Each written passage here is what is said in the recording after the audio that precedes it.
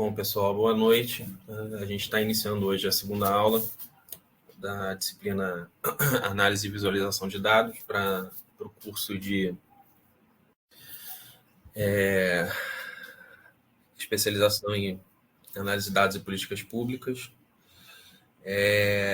Passei para vocês a primeira atividade já no sábado, se eu não me engano, né?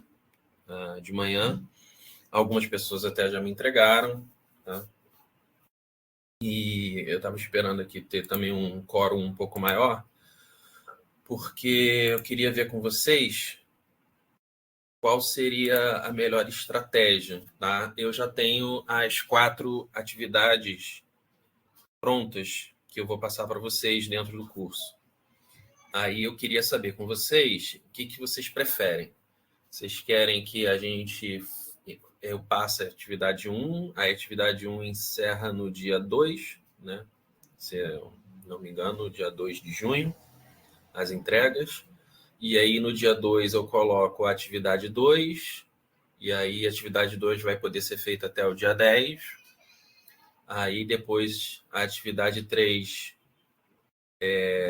eu coloco no dia 10 para ser feita até o dia 20, e a atividade 3 coloco no dia 20 para ser feita até o dia 30. Tá? Esta é uma opção. Ou seja, a gente faz as atividades, vamos colocar assim, particionadas. Tá?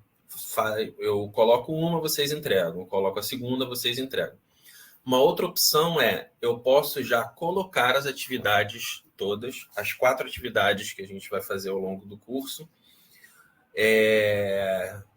já, sei lá, amanhã ou depois de amanhã, com as instruções, né? E com as datas previstas para cada uma das atividades, que vão ser as mesmas, tá? A atividade 1 entrega-se no dia 2, a atividade 2 no dia 10, na atividade 3 no dia 20, a atividade 4 no dia 30. Então, eu posso colocar tudo de uma vez ou a gente fazer particionado. Eu gostaria de saber o que vocês preferem, tá? O que eu vou fazer? Eu vou criar uma enquete aqui na RNP, tá? Para vocês poderem fazer a votação. Como a gente tem aqui um quórum de 58 pessoas assistindo aqui a aula, eu acho que a gente tem uma quantidade bastante razoável de pessoas inscritas no curso. Então, eu vou fazer uma enquete aqui rapidinho, tá? Na RNP, que ele tem essa opção. Aí vocês respondem e a gente toma essa decisão, né? Então, só para vocês entenderem, eu vou colocar a pergunta... Deixa eu ver aqui, enquete. Tá? Então, a pergunta vai ser: você prefere todas as atividades... Você prefere as atividades sendo colocada aos poucos no Google Classroom ou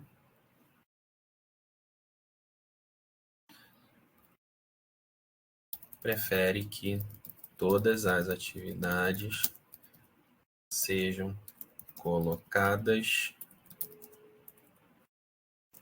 de uma só vez com suas respectivas datas. Tá?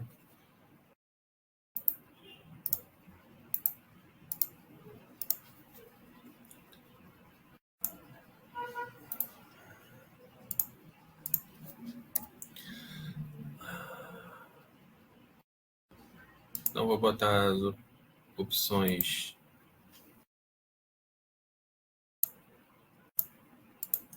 A e B.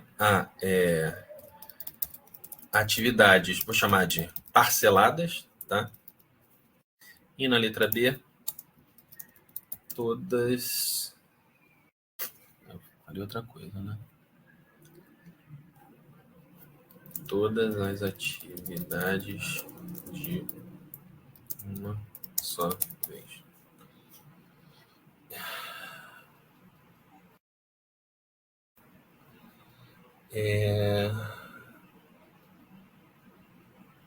Bom, espero que apareça aí para vocês. É a primeira vez que eu estou fazendo isso, tá? O pessoal começou a te responder.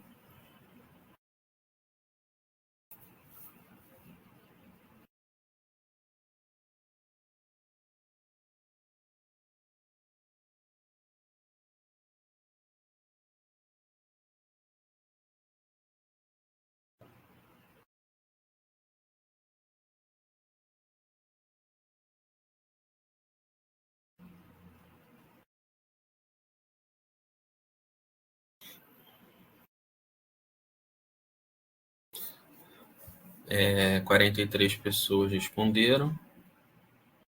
45. Eu podia ter colocado uma opção também, tanto faz, né? Mas enfim, agora que me veio à mente.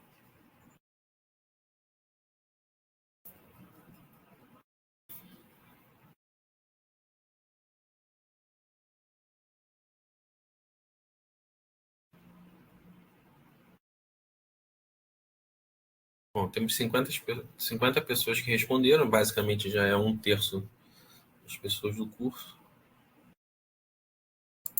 Temos mensagens aqui. Ah, tá.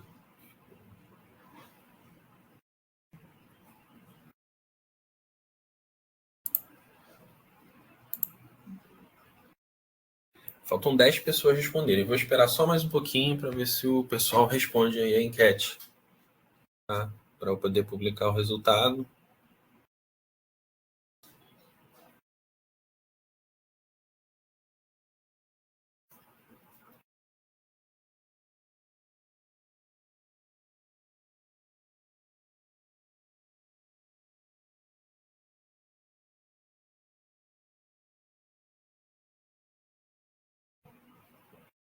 Tem 5, faltam 6 pessoas.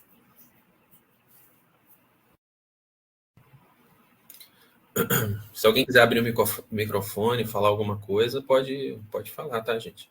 Acho que alguém levantou a mão aí, pode falar se quiser.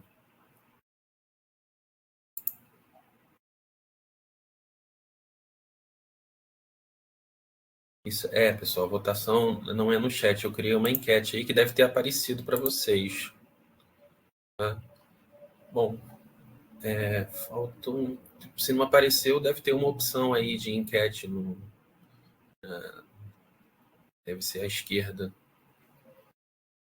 para clicar, tá? Bom, de qualquer maneira, dos 61 presentes, a gente já tem 57 pessoas que responderam, o resultado não vai mudar. Tá? 58 agora.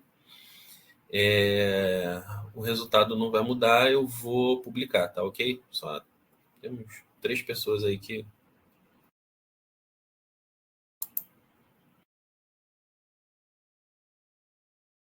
Bom, aí a gente tem a maioria das pessoas, tá?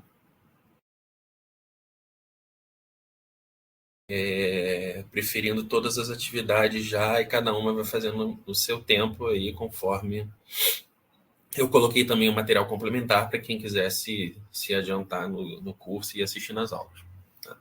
Então, eu vou fazer isso. A partir aí se amanhã, se eu não conseguir amanhã, na quinta-feira, eu tento colocar todas as atividades, ou pelo menos já a segunda e a terceira, para vocês irem fazendo, tá? E aí cada uma vai ter uma data de entrega diferente. De qualquer maneira, o Google Classroom ele dá a opção lá de dentro da atividade colocar a data de limite de entrega. E aí vocês vão ter lá todas as informações que são necessárias para fazer os trabalhos, tá? A enquete, para quem não viu o resultado fica no chat, se eu não me engano, porque parece que está aparecendo aqui para mim no chat, tá? Então, a letra B é colocar todas as atividades no ar, cada um vai fazendo no seu tempo. Foi a que ganhou. Tá? Bom, vamos então voltar para a nossa aula, onde a gente parou na semana passada, tá? Ok? Então, a gente vai falar agora de precisão e arredondamento. Tá? Essa parte de precisão e arredondamento é uma parte bem tranquila, né? Faz parte da ementa do curso, mas é mais uma questão interpretativa em relação a como arredondar os dados, né? Em geral, num relatório, a gente trabalha com uma casa decimal. É o suficiente, tá? Mas podem existir casos que se peçam mais de uma casa decimal, tá? Quando vocês estiverem lá na parte de inferência estatística, vocês vão ver que o p-valor, em alguns casos, ele vai pedir mais de uma casa decimal, vai pedir às vezes 2, 3, 4, porque você pode ter p-valor que são valores muito pequenos. E aí, na hora de você construir uma tabela, uma regra que a gente até costuma utilizar, tá? Não é um padrão, mas é uma coisa que a gente vê muito publicados em artigos, quando a gente tem um p-valor, por exemplo, muito pequeno, a gente coloca como menor do que 0,001, tá? E não o valor em si. Porque a gente tem p-valores que são muito, muito pequenos mesmo, tipo 0,00000, muitos zeros, tá? Dentro do nosso resultado. Bom, e isso tem um nome, né? A gente chama de precisão, que vai ser o grau de detalhamento ou exatidão com que um valor numérico é registrado, tá? Isso vai depender do instrumento de medida. Como eu falei, o p-valor, a gente pode trabalhar com um pouco mais de casas decimais, tá? Em alguns casos, é interessante, principalmente em relatórios onde a gente trabalha muito com indicadores, utilizar, em geral, uma casa decimal. Ele fica menos poluído, tá? Vamos colocar assim, menos poluído entre aspas, né? Então, por exemplo, se a gente mede uma régua com um instrumento que mostra milímetros, a gente pode registrar 23,76 centímetros, que é mais preciso. Já uma régua comum, a gente registra apenas 24 centímetros, que é menos preciso, tá? A grande questão isso é necessariamente ruim? Não, tá? Em geral, a gente faz esses arredondamentos, tá? Esses arredondamentos são feitos para facilitar a leitura e a comunicação dos dados, para a gente evitar uma falsa impressão de exatidão, né?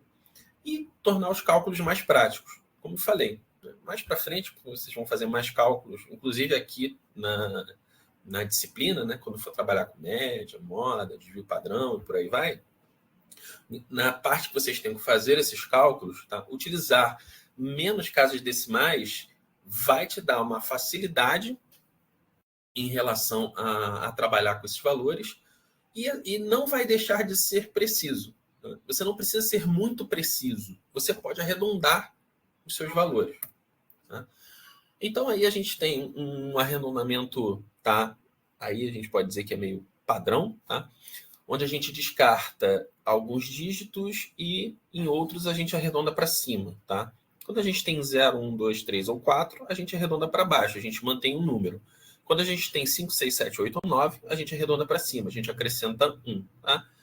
Basicamente aquele padrão que a gente utiliza lá no colégio, lá quando a gente fez o ensino médio, né? Então, no exemplo 1, arredondar 3,746 para duas casas decimais. A gente vai arredondar para cima, 3,75, porque a gente tem o nosso terceiro dígito, que é o 6, tá? Então a gente joga 1 para cima. No exemplo 2, arredondar 2,432 para uma casa decimal, a gente vai observar o segundo dígito e não o terceiro, já que a gente está arredondando para uma casa decimal. Então a gente arredonda para baixo. Como o nosso segundo dígito é o 3, a gente arredonda para 2,4. Né? Então, o arredondamento ele considera o próximo dígito para decidir se sobe ou se mantém o valor, tá? Já o truncamento, ele simplesmente corta os dígitos sem considerar os valores seguintes. Então, por exemplo, o valor 3,786, arredondando para duas casas decimais, é 3,79, porque a gente tem o terceiro valor, o 6. Já se a gente for truncar para duas casas, é 3,78. Se a gente fosse truncar para um número inteiro, seria simplesmente o 3. Tá? Mesmo estando 3,7, a gente não jogaria para 4, a gente manteria o 3. Bom, em quais exemplos a gente pode usar isso? Né? Por exemplo, o planejamento orçamentário na educação. Então, durante a elaboração de políticas para a distribuição de verbas escolares, a média de alunos por turma em uma rede municipal foi calculada como 28,73 alunos. Né? Para facilitar, obviamente, a comunicação e a alocação desses recursos, o valor vai ser arredondado para 29, respeitando a margem aceitável de variação. Até porque a gente não vai ter como fazer um cálculo exato para 28,73 alunos. Né? Então a gente joga para cima, respeitando essa margem aceitável de variação. Análise das taxas de criminalidade, um outro exemplo. Tá? Em um estudo de segurança pública, uma cidade apresentou uma taxa de homicídios de 12,457 por 100 mil habitantes. Então, para fins de divulgação e comparação com metas do plano de segurança, o dado ele pode ser arredondado para 12,5 homicídios por 100 mil habitantes, mantendo precisão suficiente sem sobrecarregar a leitura acadêmica. Leitura técnica. Outro exemplo, monitoramento da taxa de desemprego. Então, se a gente tem uma política de geração de empregos que está sendo avaliada com base na taxa de desemprego, que foi registrada em uma pesquisa como 8,049%.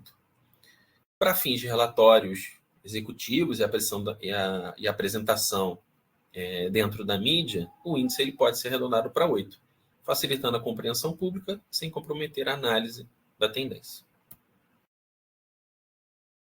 Ok, pessoal? Então, essa parte de arredondamento e precisão é bem tranquila, tá? Não tem muito mistério, né, nessa situação, nessa parte. E é basicamente a gente seguir aquela regra do que a gente viu lá no ensino fundamental, ensino médio, né? Sem tentar poluir muito os dados dentro do relatório. Questões de tabelas agora. Vamos falar sobre tabelas e a gente começa como elementos e normas de tabelas. Bom, as tabelas são instrumentos fundamentais para a apresentação organizada de dados. Ela facilita a análise, facilita a comparação, facilita a comunicação, ela facilita todo tipo de informação que a gente possa colocar numa estrutura que esteja clara e objetiva, de uma forma clara e objetiva. Tá? Então, uma tabela estatística completa e bem estruturada deve conter os seguintes elementos: número de tabela, título ou cabeçalho, tá? Algumas pessoas chamam de cabeçalho, né? O cabeçalho das colunas, o corpo da tabela, que vai compreender também campo ou área de dados e alguns outros tipos de relatório que a gente possa chamar, tá? Fonte e, se necessário, notas e observações nela. Tá? Então, assim, dentro de uma tabela estatística, né, ela precisa ter número, título, cabeçalho das colunas, corpo da tabela e fonte. Tá? Esses são os 5 elementos básicos que se tem dentro de uma tabela. O número da tabela ele vai ser sempre posicionado acima da tabela, né? Usado para identificação e referência no texto, por exemplo, tabela 1, tabela 2, tabela 3, tabela 4, etc. Não é comum, apesar de eu já ter visto, tá, em relatórios, por exemplo, capítulo 3, tabela 3.1, tabela 3.2, capítulo 4, tabela 4.1, tabela 4.2, tabela 4.3. A tabela levar o capítulo na frente do seu número, tá? Isso eu já vi acontecer, tá? Mas isso não é o usual. O usual é a gente utilizar a numeração normal, tá? Então, se a gente tem no capítulo 1 2 tabelas, vai ser tabela 1 e 2. Se a gente tem no capítulo 2 mais 3 tabelas, então a gente continua com a numeração, tabelas 3, 4 e 5, e assim sucessivamente. Tá? O título ele vai ser posicionado logo após o número da tabela, deve ser claro, conciso, explicativo, indicando o conteúdo, a localização, o tempo e a unidade de medida, se for aplicável. Ou seja, o título tem que me dizer o que, quando e onde. Tá? O título me dizendo o que, quando e onde, e se aplicável à unidade de medida, ele é um título completo. Né? Geralmente, no título, a gente coloca todas as informações que a gente vai ver na tabela. Cabeçalho das colunas. Ela vai indicar o tipo de dado apresentado em cada coluna. né? Deve conter unidades de medida, quando for necessário, e deve ser alinhado com o conteúdo da coluna. O corpo da tabela vai ser o conjunto de linhas e colunas onde os dados estão organizados. As informações devem sempre ser precisas, legíveis e ordenadas logicamente. A fonte é de extrema importância, principalmente quando você está trabalhando com um banco de dados que você não produziu. Tá? A fonte ela precisa ser sempre citada dentro do seu relatório ou do seu trabalho. Tá? Ela deve ser informada abaixo da tabela e indica a origem dos dados. Tá bom?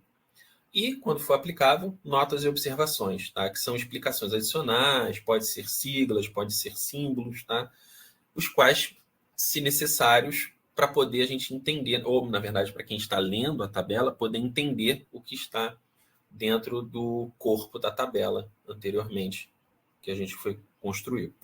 Tá? Então, as tabelas elas devem seguir os padrões formais, principalmente quando usadas em trabalhos acadêmicos ou relatórios técnicos, que são as nossas normas da ABNT. Tá?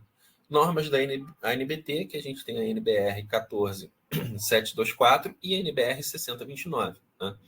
Então, a tabela deve ser autoexplicativa, não se usa normalmente traços verticais dentro da tabela, a gente só usa traços horizontais. Né? O espaçamento interno deve ser suficiente para garantir uma leitura clara. Todas as tabelas devem ser citadas no texto e usar uma anotação padronizada de números. Ponto para milhar e vírgula para decimal. Essa é a anotação que a gente utiliza no Brasil. Tá? Ponto para milhar e vírgula para decimal, conforme a BNT. Tá? O padrão internacional é ao contrário. Tá? É vírgula para milhar e ponto para decimal. Mas não é o caso aqui, tá? A BNT é o contrário. Então, relatórios e trabalhos dentro do Brasil, geralmente em revistas nacionais ou quando vocês forem apresentar no trabalho de vocês, ponto para milhar e vírgula para decimal no Brasil. Inclusive, para quem trabalha com R-Office ou Excel, se a planilha estiver configurada para o sistema internacional, ele inverte, tá, essa situação. Né? E isso pode gerar confusão. Eu sei por quê. Principalmente quando a gente trabalha com aquele... Eu acho que eu não lembro direito, mas é o Google Planilha, tá? Acho que eles chamam de Excel 365, se não me engano. Mas, enfim, é o Google Planilha, a planilha do Google Online, que é gratuita. Né? Quando essa configuração está errada, os alunos dentro da universidade, às vezes, se confundem. Né? Então, tem que prestar atenção nisso, principalmente qual é a configuração que está ajustada o seu software de planilha. Né? Para o R, aí a gente já inverte a situação, porque o R ele já tem o padrão internacional. Tá? No R, a gente vai ter o ponto, a vírgula para milhar e o ponto para decimal. Tá? Tabelas eficientes. Então, para você ter uma tabela eficiente, você deve sempre manter o seu layout limpo e organizado, usar o destaque apenas quando for necessário para chamar a atenção de dados importantes, que seria um negrito ou um sombreado leve. Né? Em geral, não é interessante utilizar esse destaque, tá? Só quando for bem realmente necessário chamar essa atenção. A tabela, quanto mais limpa possível, melhor. E, obviamente, evitar o excesso de informação, né? Prefira dividir em mais de uma tabela se houver muitos dados. Então, aí temos um exemplo de tabela, tá?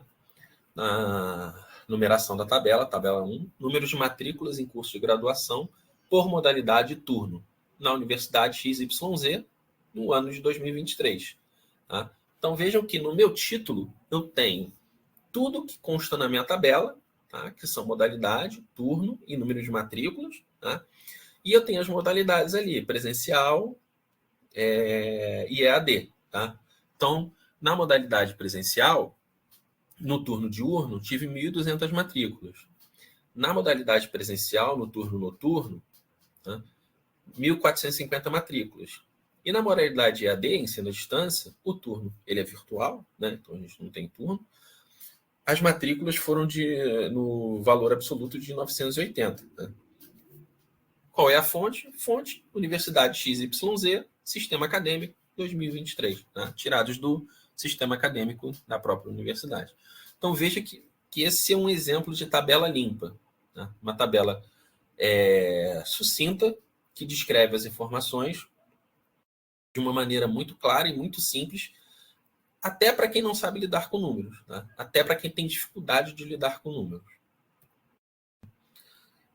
Só vou dar uma olhada aqui no chat antes de séries estatísticas, para ver se tem alguma pergunta. Então, na HP 12C também inverte a pontuação. Ela trabalha com notação polonesa inversa. Eu não sabia, Adriana. Não sabia mesmo. Eu, pelo menos, nunca trabalhei com HP. Séries estatísticas. Tá? Essa parte de série estatística, a gente vai falar de distribuição de frequência. Tá? Distribuição de frequência é a parte que eu coloquei para vocês da atividade 1. Tá? É a última questão da atividade 1, a questão 3. Tá? Então, distribuição de frequência na estatística vai ser um arranjo de valores que uma ou mais variáveis vão tomar em uma amostra. Cada entrada na tabela contém a frequência ou a contagem das ocorrências de valores dentro de um grupo ou intervalo específico. E, deste modo, a tabela resume a distribuição dos valores da amostra. Né? Então, essa contagem ela pode valer tanto para um valor ou um grupo específico, quanto para um intervalo numérico. Por exemplo, faixa etária. Eu posso criar uma contagem com valores de faixa etária. E posso criar uma contagem para uma tabela simples de idade. Então, colocar as idades numa coluna, né? Idade, 30 anos, 31, 32, e a contagem do lado. Ou eu posso fazer intervalos, tá? Eu faço um intervalo, por exemplo, de 30 a 35 anos. Quantas pessoas eu tenho naquela faixa etária? De 35 a 40. Quantas pessoas eu tenho naquela faixa etária? E assim sucessivamente, tá? É interessante que esses intervalos tenham valores, amplitudes, né? Tamanhos iguais. Né? A gente vai conversar sobre isso agora. Então, dentro de uma distribuição de frequência, a primeira coisa que a gente pode olhar, ou que a gente tem, na verdade, né, são os dados brutos. O que a gente chama de dados brutos vai ser o conjunto dos dados que ainda não foram, de alguma maneira, organizados, de alguma maneira, numericamente organizados. Tá? Então, por exemplo, dados brutos da taxa de colesterol em pacientes internados. Tá? Então, eu tenho aí 30 pacientes internados, tá? Com os valores da taxa de colesterol desses pacientes. Então vejam que os dados brutos é o que a gente estava falando na aula passada, o nosso banco de dados. Tá? A gente tem um conjunto de valores dentro desse banco de dados que corresponde ao quê? A taxa de colesterol de cada paciente que eu tenho internado dentro de um possível hospital, por exemplo. O que é o rol? O rol já é o conjunto de dados que eles já sofreram uma organização. A gente organizou os dados por ordem de valor. Pode ser crescente ou decrescente. Em geral, a gente faz uma ordenação crescente, tá? Mas uma ordem decrescente a gente pode chamar de um rol também. Então, o rol é o nosso conjunto de dados ordenado de forma crescente. Então, você já vê que tem ter, né, uma ordenação já me ajuda, no mínimo, para eu ver o valor mínimo e o valor máximo. Coisa que, se olhar no slide anterior, já é mais difícil eu ver. Eu não consigo ver de cara aqui qual é o meu valor mínimo e o máximo. Tá? Mas num dado ordenado, eu já sei que o meu valor mínimo no colesterol para esses pacientes é 124 e o máximo é 312. Então, o mínimo trabalho que a gente fez de organização desses dados, que é colocado em ordem crescente, a gente já consegue extrair alguma informação nesse sentido. Tá? E uma outra informação que a gente pode ter é o que a gente chama de amplitude total.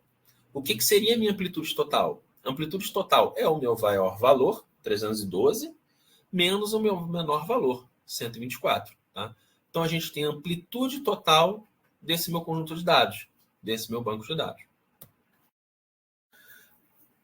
E Temos também a nossa distribuição de frequência agrupada. Tá? E aí, como eu falei com vocês, a gente não necessariamente vai contabilizar esses valores diretamente. A gente pode contabilizar eles de uma maneira intervalar. Tá? Então, ali, eu coloco o colesterol na minha primeira coluna, tá? E os intervalos de 122 a 154. Tá? Esse intervalo a gente chama de classe. A gente chama de classe dentro de um conjunto de dados intervalares. Então, nessa tabela aí, a gente tem quantas classes? A gente tem 6 classes, porque a gente tem 6 intervalos. Tá? Então, meu primeiro intervalo ele é de 122 a 154. Tá? O segundo intervalo é de 154 a 186. E assim sucessivamente. Vejam que a gente está trabalhando em intervalos regulares. Então, em geral, a gente trabalha com classes de tamanhos iguais, de intervalos iguais. Tá? Posso ter intervalos diferentes? Posso construir uma tabela agrupada com intervalos diferentes? Pode. Pode-se fazer isso. Não é muito comum e não é muito organizável, digamos assim. Tá? Bem entre aspas isso. Mas você pode construir sim. Tá? Mas, em geral, tabelas de frequência agrupada por classe, a gente trabalha com intervalos iguais. Tá? Muito bem. Então, a gente tem alguns elementos dentro dessa tabela que agora a gente vai falar com eles um por um. O primeiro, a gente já até falou, que é a classe, tá? Que é o intervalo que a gente tem. O segundo elemento que a gente viu na tabela é o ponto médio. O ponto médio vai ser o ponto que divide o intervalo de classe em duas partes iguais. Então, voltando aqui, a gente vê que na nossa primeira classe, a gente tem 122 e 154. Ah, uma coisa que eu esqueci. 122 a gente vai chamar de limite inferior. 154 a gente vai chamar de limite superior. Tá? Então, 122, limite inferior de classe. 154, limite superior de classe. Tudo bem? Para a gente encontrar a amplitude de classe, a gente faz o limite superior de classe menos o limite inferior de classe. Tá? Não confundam com amplitude total. A amplitude total é o maior valor do meu conjunto de dados menos o menor valor do meu conjunto de dados. Tá? A amplitude de classe é o limite superior de classe menos o limite inferior de classe. Em geral, também como eu falei anteriormente, essas amplitudes são iguais. Tá? Nós temos valores iguais para essas amplitudes. Então, o ponto médio ele vai ser a média dos meus dois pontos, do meu limite inferior e do meu limite superior. Então, na minha primeira classe ali, que eu tenho o ponto médio na minha segunda coluna, que é de 138, tá? Eu faço o quê? É 122 mais 124 dividido por 2. Na minha segunda classe, meu ponto médio, que está ali de 170, como ele foi calculado? 154 mais 186 dividido por 2. E assim sucessivamente, até a última classe. A última classe tem um ponto médio de 298. O que foi feito? 282 mais 314 dividido por 2. Tá? Reparem que a gente tem, abaixo de tudo, uma linha de total. Tá? Essa linha de total, ela não vai me dar somatório para ponto médio. Tá? Não faz sentido somar pontos médios. Ó. Tudo bem, pessoal? A gente vai somar somente frequências simples e frequências relativas. Tá? Que é, nesse caso, segundo e terceiro... terceiro elemento de classe e depois o quinto elemento de classe, tá? Mas o terceiro elemento de classe que a gente tem aqui é a frequência simples absoluta, que vai ser a quantidade de observações em cada uma das classes. Ou seja, vai ser a contagem dos meus valores dentro de cada uma dessas classes. Então, voltando aqui, minha terceira coluna, que dá a minha frequência absoluta, eu tenho que entre 122 e 154, eu tive 7 valores, tá? 7 pacientes, 7 indivíduos internados com colesterol entre 122 e 154. Voltando aqui, tá? A gente pode ver exatamente que se a gente contar, vai dar 7, tá?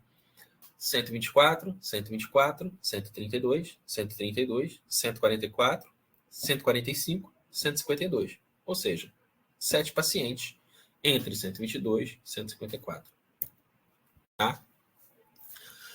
Nessa contagem, o 154 entraria? Não. Tá? Nosso padrão usual também de tabelas é o intervalo começar fechado e terminar aberto. O que significa isso? O 122 ele entra na contagem, mas o 154 não. Vai entrar no máximo qual valor? O 153,9999, no infinito de 9. Tá? Não o 154. O 154 ele entra na contagem da segunda classe, porque ele está aberto, ou perdão, ele está fechado na segunda classe. Então vejam que a segunda classe ela começa em 154 fechado e vai até 186 aberto. E eu tenho uma frequência de 5. Tá? Voltando no slide, 156, 157, 178, 178 e 185. Vejam que 186 aparece, mas ele não entra na segunda classe. Então, a gente só vai somar, ou contar, na verdade, os 5 valores até 185. Bem? Essa é a nossa regra para construção de tabela de frequência agrupada na parte de frequência simples absoluta. Tá? E qual é o total? O total vai ser a minha quantidade de pacientes internados. Se eu tenho 30 valores aqui, meu somatório tem que dar 30. Tá? Então, o total abaixo ou na coluna das frequências simples tem que ser 30. Tá? Nosso quarto elemento de classe que a gente vai ver agora é a frequência acumulada absoluta. Simplesmente a gente vai somar sequências simples absolutas. Tá? Então, aí na nossa tabela, que é a nossa quarta coluna, tá? A FAI, o nosso primeiro valor a gente vai repetir, tá? Simplesmente o valor da coluna da esquerda, que é a frequência simples, e vai somar com a frequência de baixo. Então, 7 mais 5, 12. Novamente, 12 mais 5, que é o somatório da minha frequência acumulada, mais a frequência simples da terceira classe, 17. 17 mais 2, 19. E assim sucessivamente até chegar no meu tamanho amostral, nos meus 30 pacientes. A frequência acumulada, ela não dá somatório também. Por isso que eu coloco um traço ali. Mas ela tem que terminar no meu tamanho amostral, tá? No meu valor de N, na minha contagem de valores dentro do meu conjunto de dados. Então, o meu último valor da frequência acumulada, ele tem que ser sempre igual ao meu somatório das frequências simples. Tá? Então, por isso que aí, né, no intervalo de 282 até 314, meu último valor da frequência acumulada absoluta é 30. Tá? O somatório deles até aí tem que dar 30. O outro elemento que a gente vai ver é a frequência relativa, né? Que ela vai apresentar a relação percentual de cada quantidade observada na frequência simples absoluta. Tá? Então, eu vou pegar a minha frequência simples e dividir pelo meu N, ou seja, dividir pelo meu somatório das minhas frequências. Então, eu vou pegar ali na minha quinta coluna, né, que é 23,3%, como que eu cheguei nesse valor? É 7, que é o valor da minha frequência simples, dividido pelo meu total, que é 30. Né? A segunda frequência relativa, que é 16,7, como que eu cheguei aí? É 5 dividido pelo meu total, que é 30. Né? Consequentemente, ela é igual à minha terceira classe, tá? Que também tem 5. Então, 5 dividido por 30, 16,7. Na minha quarta linha, não, perdão, na minha quarta classe, quinta linha da tabela, eu tenho 2 dividido por 30, que é igual a 6,7. Né? E assim sucessivamente, até a última classe, que é 16,7, que é 5 dividido por 30. Tá? Nessa frequência simples relativa, a gente tem um somatório. E esse somatório tem que dar 100%. Tá? Então, reparem que eu fiz um arredondamento aí de uma casa decimal para esses valores. Tá? E talvez esse somatório correto, bem certinho, nem seja 100. Tá? Talvez isso, numa planilha, tá? Numa planilha online, no Google Planilha, alguma coisa, tá? Esse somatório, se eu fosse fazer na mão, tá? Com esses valores arredondados para uma casa decimal, ele poderia dar 99,9 ou 100,1. Tá? Estaria errado isso? Olha, errado. Não necessariamente, mas é bom você dar uma ajustada ali. Então, por exemplo, de repente ali um 6,7, eu poderia colocar 6,6, tá? Ou o 23,3, ajustar para 23,4 ou 23,2, dependendo da situação ali, tá? O 20%, né, que é da minha quinta classe ali, 6/30, não é interessante ajustar porque ele é um valor muito certo, né? Não é um valor que tem uma dízima periódica. Então não faz muito sentido, né? A gente não deve ajustar um percentual desse tipo, tá? Mas os outros casos a gente pode fazer algum ajuste para a gente poder ficar com esse 100 certinho, tá? Porque isso às vezes acontece, tá? Principalmente quando a gente utiliza aquele arredondamento automático da planilha. Bom, e por último, a nossa frequência acumulada relativa, tá? Que ela segue o mesmo princípio da frequência simples acumulada, só que agora a gente vai somar as frequências relativas. Tanta gente assim, gente boa, gente que a gente conhece. Oi, alguém está falando? Marcelo, é Sérgio. Esse intervalo, como é que você achou o intervalo 122 e 154? Tem um índice aí? Olha, existem algumas regras para você chegar no intervalo, tá? Existem algumas regras. Assim, de cabeça aqui, tá? Que eu lembre, existem 3. Tem a regra de Sturges. Depois você pode... Vou colocar no chat aqui, que depois você pode pesquisar, tá? Tem a regra de Sturges, eu acho que se escreve assim, tá? Mas qualquer coisa o Google dá uma corrigida lá. Nós temos a regra da raiz de n. E nós temos uma outra regra também, que é a regra do log de n, se eu não me engano, tá? Mas regra do log n. Não sei ao certo aí, se alguém souber, até me corrija se é realmente log n ou se tem alguma outra coisa nesse sentido, tá? Mas a gente tem 3 regras assim, que eu vejo de cabeça, que eu lembro assim de cabeça, para chegar no intervalo de uma maneira matemática, digamos assim. Tá? Mas também existe o empírico. Não vou mentir para vocês. Se você faz um agrupamento conhecendo a viabilidade dos seus dados, ele não está errado. Não está errado. Tá? Mas se você quiser pesquisar regras matemáticas para chegar no intervalo, que eu me lembro de cabeça, tem esses 3 aí. Não sei se tem mais algum, se alguém quiser acrescentar aí, tá? Mas tem essas 3 para você criar o seu intervalo aí. E tem um passo a passo para se seguir, principalmente na regra da raiz de n e na regra do log. Tá?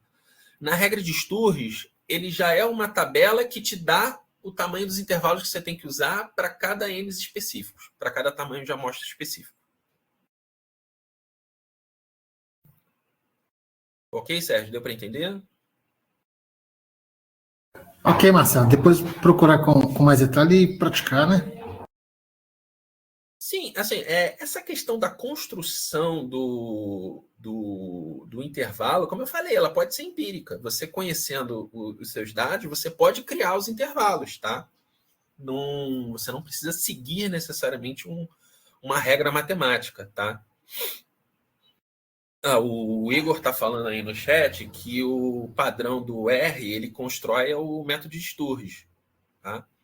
esse método de Sturges já é o método de Sturges é uma tabela que já te diz os intervalos que você tem que utilizar para construir tabelas. É basicamente isso, tá?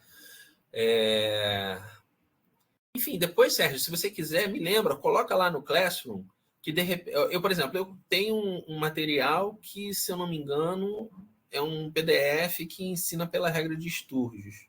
Eu posso dar uma pesquisada. Mas, assim, se você quiser, depois coloca lá no chat que eu dou uma pesquisada em videoaulas ou alguma coisa desse tipo, ou até mesmo esse PDF que eu tenho para te passar o link. Faixa etária, por exemplo, poderia ser um agrupamento empírico? Sim. Faixa etária, a gente pode usar o padrão do IBGE, que é de 0 a 4, de 5 a 9, de 9 a 14 e assim sucessivamente. Tá? Então, você pode utilizar o agrupamento do IBGE, que é o padrão do IBGE, ou simplesmente você colocar um intervalo de classes de idade que o seu conjunto de dados se comporte melhor numa distribuição, tá? Do que utilizar o agrupamento ou a regra do IBGE. Tá? E aí o Newton está colocando aí uma coisa que agora que eu estou entendendo. A regra de Sturges é a regra do log. Tá? Então, essa regra do log aí que eu coloquei para vocês no chat, ela é a regra de Sturges. Então, o Sturges construiu essa tabela pré-pronta, né, digamos assim, né, para você construir seus intervalos, através da regra do log. Tá? Deixa eu voltar aqui. Bom, então, como eu falei, para terminar, a soma das frequências relativas, né, que é a nossa frequência acumulada relativa, tá? Onde a primeira frequência acumulada ela vai repetir o valor da minha frequência simples, que é 23,3, e aí vai somar com as de baixo. Então, 23,3 mais 16,7, 40. 40 mais 16,7, 56,7, e assim sucessivamente até a minha última classe, que obrigatoriamente vai ter que ser 100%. Tá? E aí, novamente, como eu não tenho total, né, dentro dessa frequência acumulada, eu coloco um traço ali embaixo da tabela para indicar que eu não preciso fazer um somatório dessa coluna. Tá? Então, o somatório nessa tabela só vou ter das minhas frequências simples da minha frequência relativa. Então, para dados qualitativos, que sejam nominais ou ordinais, as tabelas de frequência permitem resumir dados por categorias.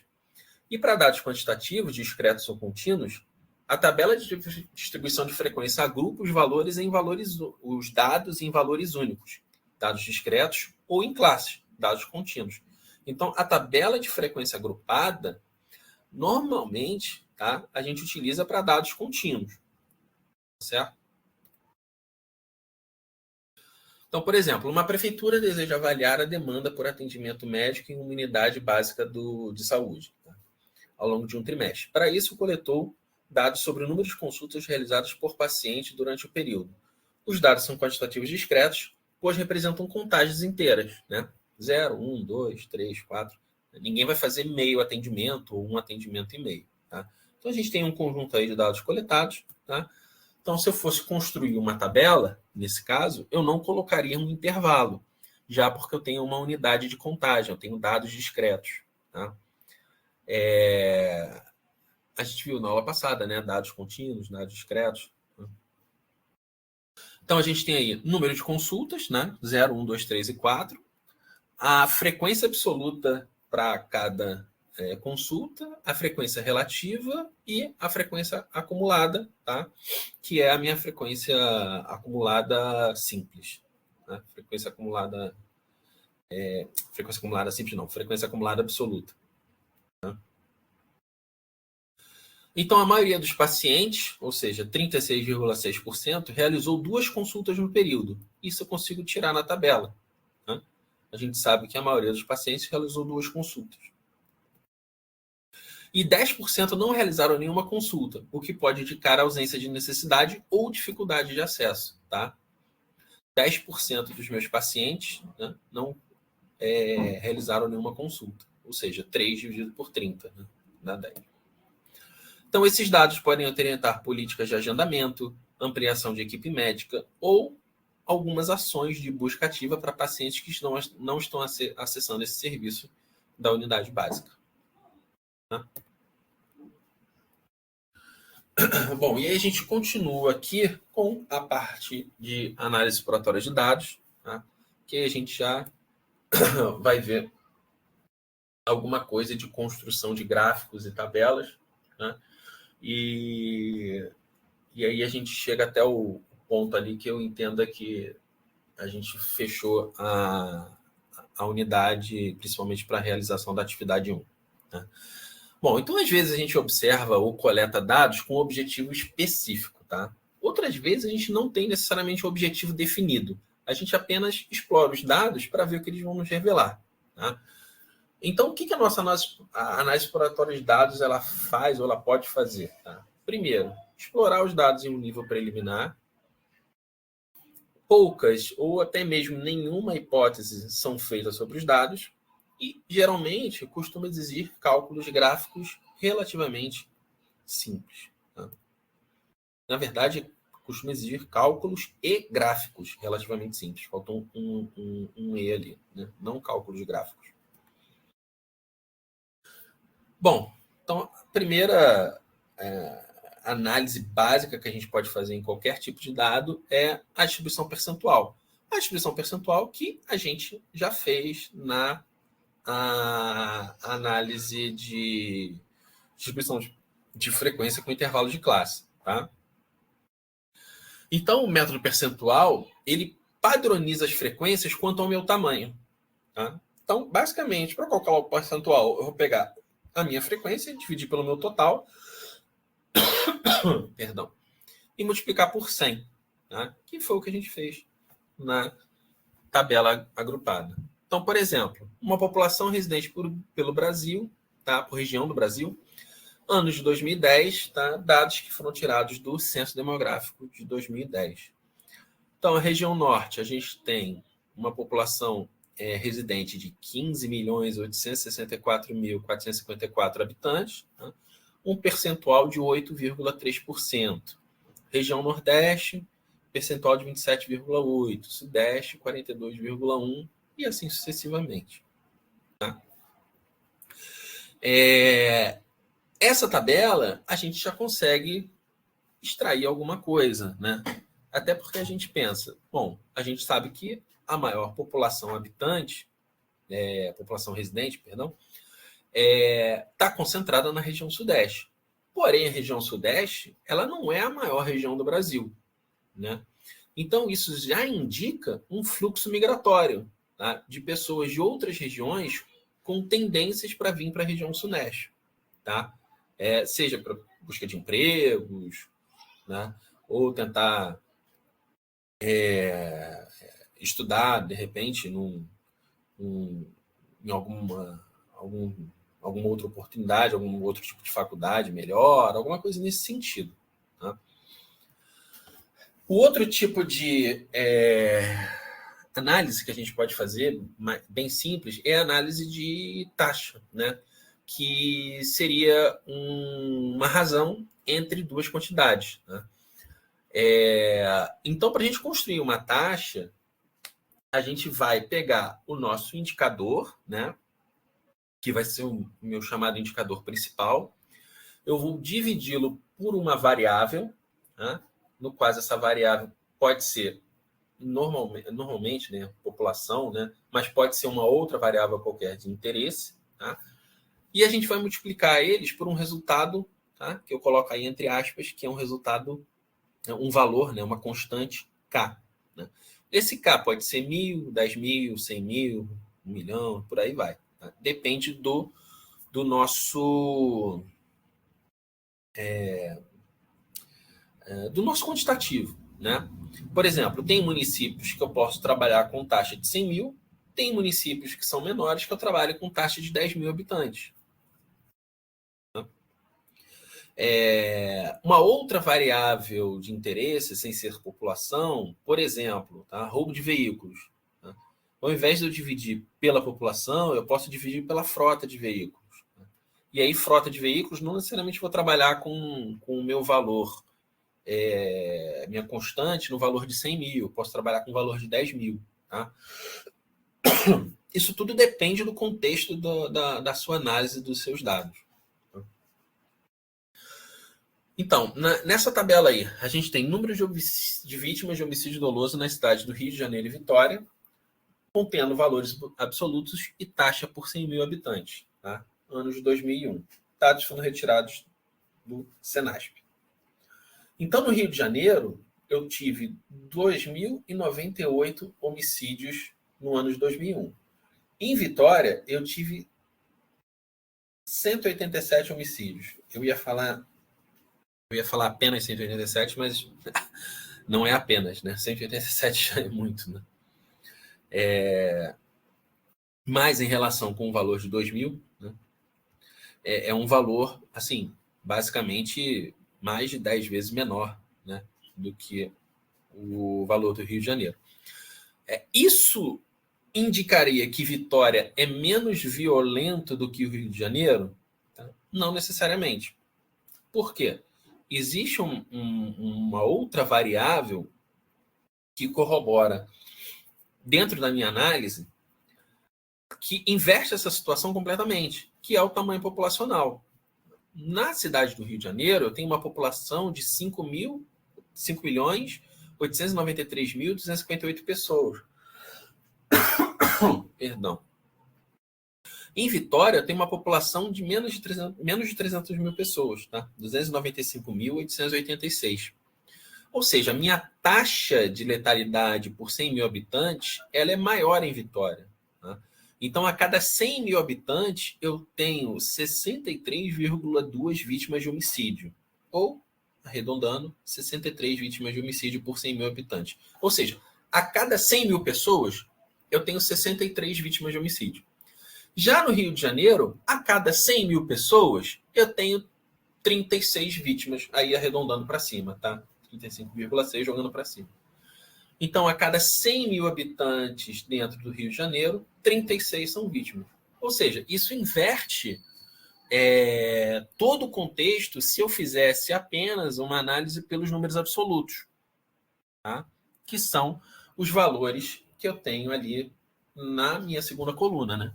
2.098 e 187. Tudo bem?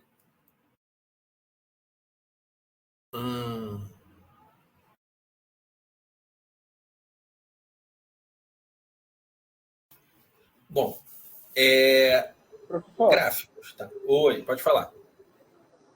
só queria tirar uma dúvida, não sei se o senhor vai poder responder, que eu dei uma olhada e senti dificuldade, uma olhada no exercício que o senhor passou, e senti dificuldade, porque tem uma questão que mais ou menos tem uma relação assim de tempo, porém não tem duas variáveis, não, dois indicadores que possam fazer uma relação entre eles.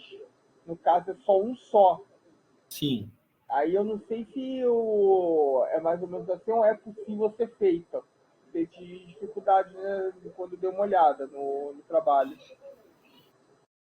O Jefferson, essa questão que está na atividade é a primeira questão da atividade, é a primeira questão que eu coloquei para vocês. É para dizer o que você poderia incrementar dentro daquele contexto que poderia te dar um indicador melhor. Desculpa. Então, se eu não me engano, os anos acho que são 90 e 2015, né? Eu acho que é. Deixa eu dar uma olhada. Tem aí um lapso de tempo de 15 anos sim. E o quantitativo de acidente de bicicleta. 600. E aí eu pergunto se andar de bicicleta torna mais perigoso ao longo do tempo, tá? E aí você construir uma resposta tentando explicar se aquilo que está sendo falado é verdade ou não, né? Por exemplo, eu não vou lembrar direito, tá? Mas eu acho que é 660 acidentes de bicicleta em 1990 e 1.600 acidentes em 2015, tá? Isso é um indicativo de que andar de bicicleta ficou perigoso? Você tem que responder sim ou não. Tá? E aí, dentro da sua resposta, indicar alguma outra variável que você pudesse construir um indicador, né, ou uma taxa, uma análise percentual que ficasse melhor para você dizer se andar de bicicleta ficou violento ou não. Deu para entender? Entendi. Não, aqui eu fiquei em dúvida nessa questão se era para dar um tipo de taxa direta ou construir uma resposta de indicação, que nem o senhor colocou. Agora entendi. Obrigadão. Não precisa construir, nem, né, não, é para dizer o que poderia ser feito, tá? Não precisa construir. Se quiser colocar exemplo, pode colocar, mas eu nem digo qual é a cidade lá no exercício, então é uma coisa mais intuitiva mesmo. Tranquilo. Obrigadão. Nada. Bom, então os gráficos eles vão ser as nossas representações visuais dos dados estatísticos, que devem corresponder aos elementos e às variáveis tratadas nas análises. Tá? Bem elaborado, o gráfico vai informar de maneira rápida e eficiente o leitor ou analista. Se for mal construído, ele pode desinformar mais do que esclarecer. E, obviamente, né, por sua qualidade intuitiva e visual, ele permitir instruir de maneira sucinta e estética, e também os gráficos são muito mais comuns no cotidiano do que as tabelas. Tá? As tabelas elas requerem uma leitura mais demorada sobre o assunto. O gráfico não. O gráfico ele já te dá, em geral, né, aquela informação visual que você pode extrair ali, né, dentro do seu contexto, tá? Dentro dos seus dados. Então, nós temos dois tipos de gráfico, tá? Que são os gráficos de informação.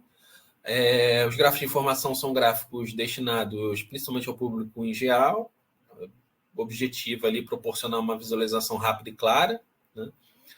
Gráficos tipicamente expositivos, dispensando comentários explicativos ou comentários adicionais. Né? E nós temos também os gráficos de análise, que aí eles já se prestam melhor ao trabalho estatístico e a gente já tem ou precisa fazer uma leitura um pouco mais, vamos botar assim, matemática em si, tá?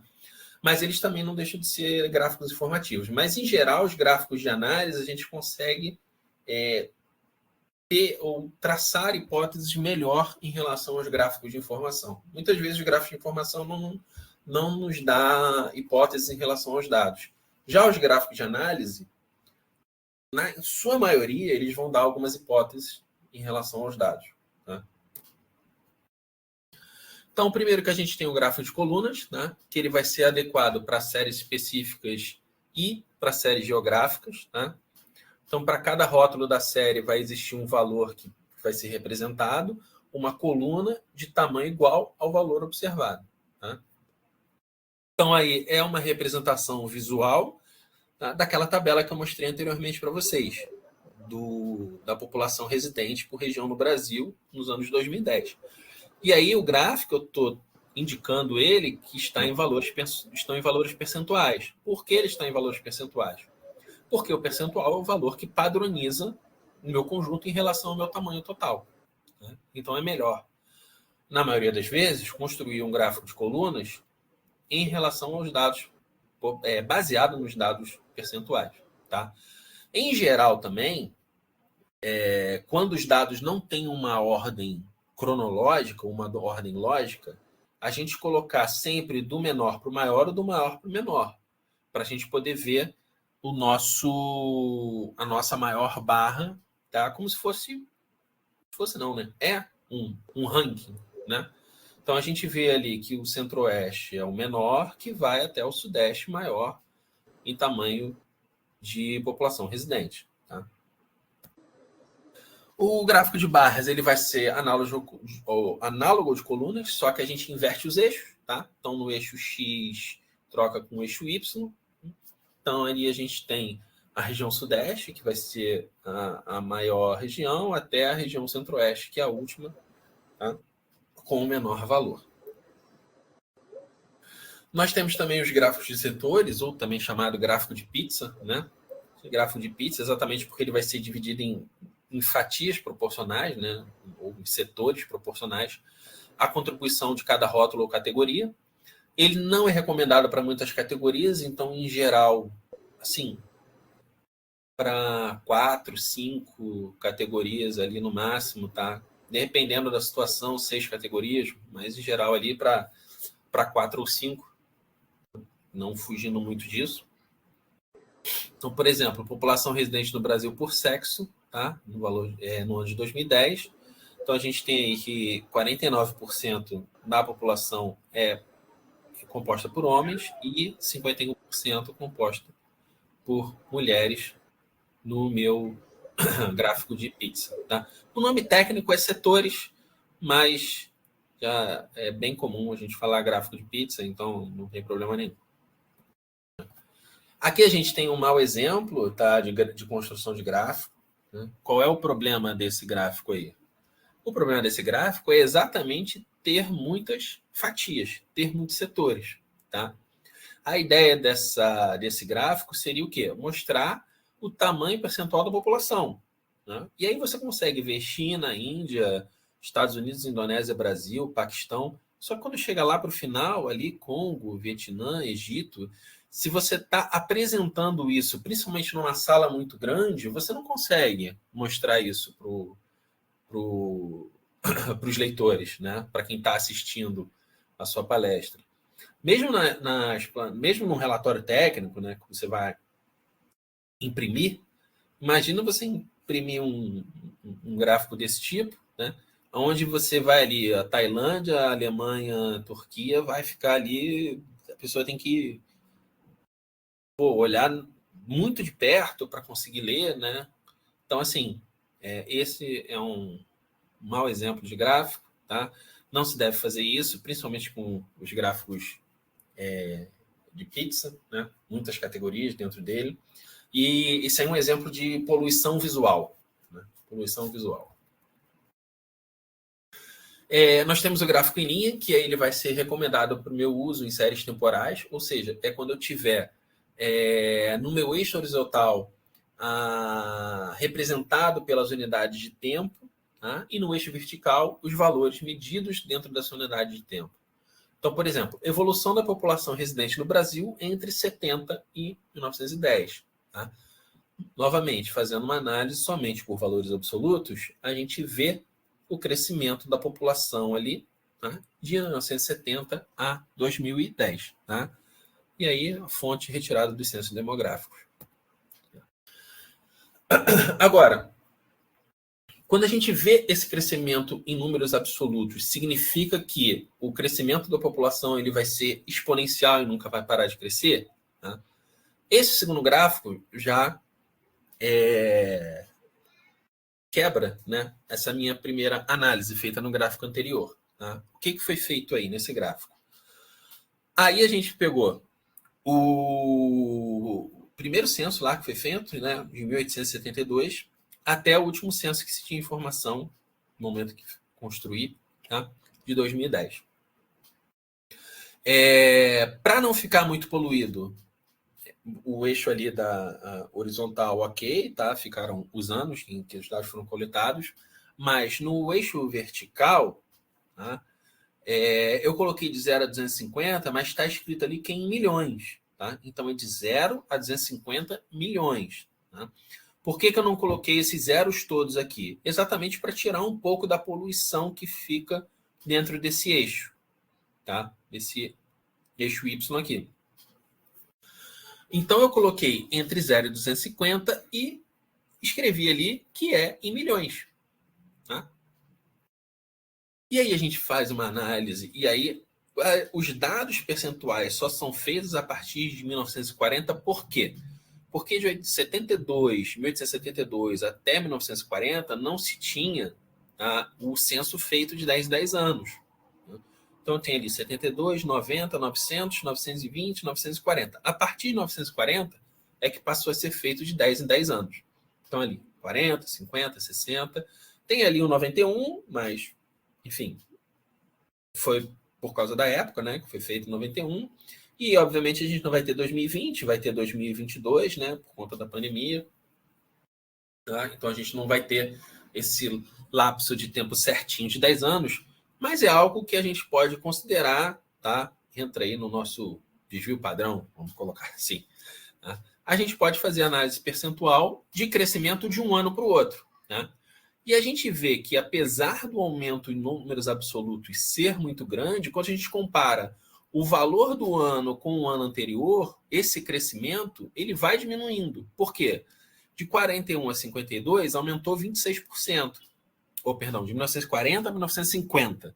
Tá? A gente tem ali arredondando 41 milhões de pessoas e 52 milhões de pessoas em 1950. Esse crescimento foi de 26%. E aí a gente segue 26%, 35%, 33%, 28%, 23%, 16%, 12%. Então, apesar da população estar aumentando, o percentual ele está diminuindo. Então, o que vai acontecer? O que eu posso inferir acerca desse gráfico? Que em algum momento ele vai atingir um pico e vai começar a cair. Tá? Ou seja, o número de filhos por mulher, né, a nossa taxa de fecundidade, ela está diminuindo ao longo do tempo. E ela continua, né, a diminuir. Então, a ideia desse gráfico é mostrar que, apesar de haver um crescimento linear aí, né, em algum momento isso aí vai atingir um pico e vai cair. Exatamente como aconteceu com os casos de Covid, tá? Na época da pandemia. Um outro tipo de gráfico, tá? Aí esse gráfico ele já está realmente um pouco poluído. Tá? O ideal aqui seria tirar alguns desses valores da linha, ou até, de repente, tirar todos os valores da linha, ou colocar uns 4 ou 5 só para fazer só para se guiar ali nos valores que tem dentro desse gráfico. Tá? Bom, então a primeira coisa que a gente olha aqui é o gráfico se refere a homicídio doloso no estado do Rio de Janeiro, no período entre 91 e 2016, taxas por 100 mil habitantes. Tá? Então, a gente tem ali que em 91 a gente teve 58,7 homicídios a cada 100 mil habitantes, e em 2016, tá? 30,3 homicídios a cada 100 mil habitantes. Tá? Então, a gente vê uma tendência de queda nos homicídios dentro do estado. Com isso, eu poderia dizer que a violência está diminuindo? Bom, se eu olhar só isso, eu posso até dizer que o número de homicídios, tá, ele reduziu, mas que não necessariamente a violência reduziu. Né? Analisando um outro indicador, né, um outro delito, tá, relacionado com o homicídio doloso, é a tentativa de homicídio, né?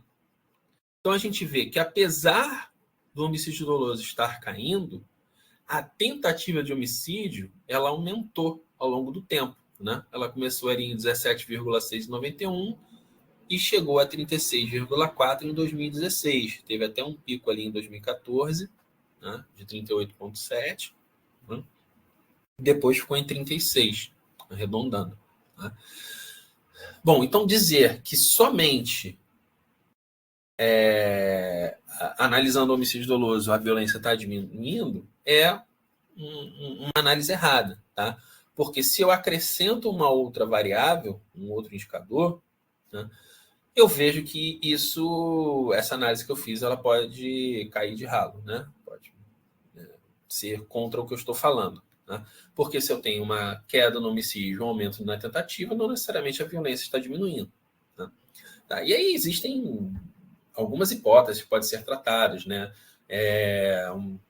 De repente, um aumento no atendimento do SUS, né? Um aumento na área da saúde, né? Uma melhora, né? No caso, na área da saúde, ou um atendimento mais rápido das polícias em relação às ocorrências, tá?